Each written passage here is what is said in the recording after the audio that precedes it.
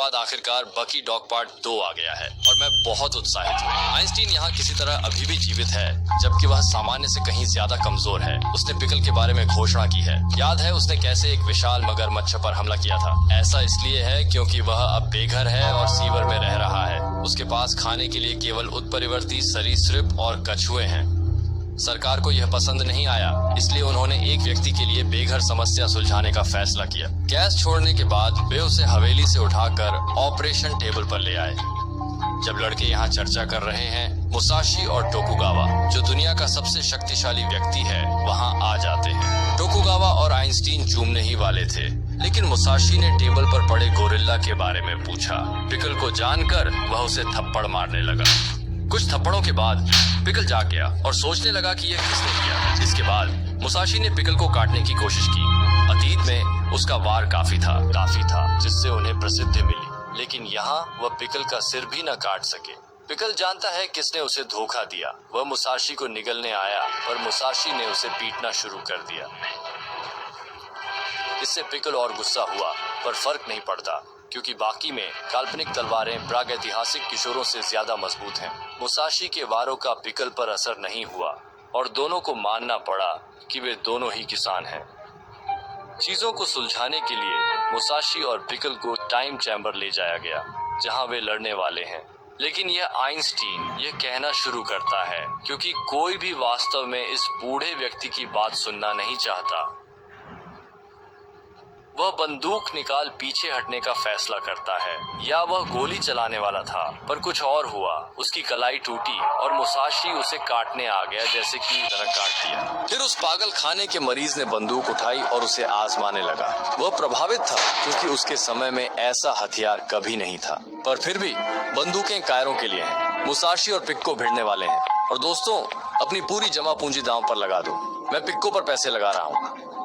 अगर पिक्को हार गया तो मैं हर कॉलेज छात्र से भी ज्यादा कर्ज में डूब जाऊंगा। पिक्को ने अचानक चिल्लाना शुरू कर दिया, लेकिन उस शिनोबी ने पिक्को के हमले को भांप लिया और उसकी पिंडली तोड़ दी।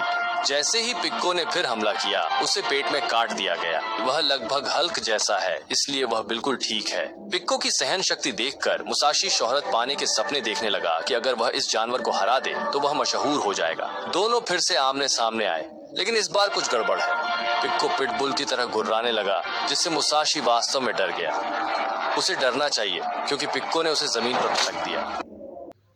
लेकिन किसी तरह पीको एक बहुत छोटे व्यक्ति से ग्रिप स्ट्रेंथ प्रतियोगिता हारने लगता है। मुसाशी उसे सिर से टक्कर मारता है और पीको के ऊपर चढ़कर उस पर हमला करने ही वाला होता है, लेकिन वह कहता है कि उसे अपनी असली तलवार चाहिए क्योंकि पीको उसके सभी पागलपन भरे हमलों से बच गया था। पीको एक जोरदार धक्का देता है और मुसाशी को दूर फेंक देता है। मुसाशी को पीको के सटीक हमले का एहसास होता है और उसे तलवार चाहिए, लेकिन यह कैरन बीच में आकर हिंसा रोकती है। यहाँ से निकल जाओ। टोकुगावा पीको और मुसाशी की अगली लड़ाई के लिए मुसाशी की कटाना तैयार करता है। दोस्तों, पीको के लिए वह बुरा था, लेकिन मुझ पर भरोसा रखो, मुझे कुछ बड्ढा मिलने वाला है। मैं इसे हर मिनट देख रहा हूँ, इसलिए मुझे नहीं पता क्या होगा। बस इतना पता है कि पीको उसकी धुलाई करेगा। मुसाशी से हारने के बाद डोप्पो और बाकी चर्चा कर रहे थे कि उसकी लालच का इस्तेमाल उसके खिलाफ कैसे करें। अंत में वे अपनी सारी जमा पूंजी पीको देते हैं, क्योंकि जाहिर है कि 30 करोड़ साल पुराना 12 साल का बच्चा 1000 साल पुराने समुराई को हरा देगा। टोकुगावा अब मुसाशी को उसकी तलवार दे रहे हैं। अपने मालिक की मौजूदगी महसूस करते ही तलवार अपने आप खुलने लगती है, जैसे मुझे कुछ एक्शन तो करने दो। मुसाशी को घातक बनाने के लिए टोकुगावा उसे अलग अलग पुतलों पर अभ्यास करवाते हैं। पहले वो चाहते हैं कि मुसाशी बांस पर लिपटी इस चटाई को काटे, लेकिन मुसाशी इसे मक्खन की तरह काट देता है। मुझे पिकलो के लिए डर लग रहा है क्योंकि यह रीढ़ की हड्डी जितनी मजबूत होनी चाहिए थी।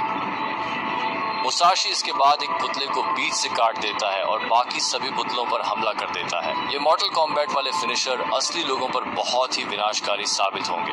मुसाशी अपने बुरे विचारों को जीत लेने देता है और टोकुगावा का सिर काट देता है। टोकुगावा इतने शक्तिशाली हैं कि वे मौत को भी मात दे देते हैं। वह रहस्यमयी आदमी अब टोकुगावा से मिलने यहाँ आ गया था।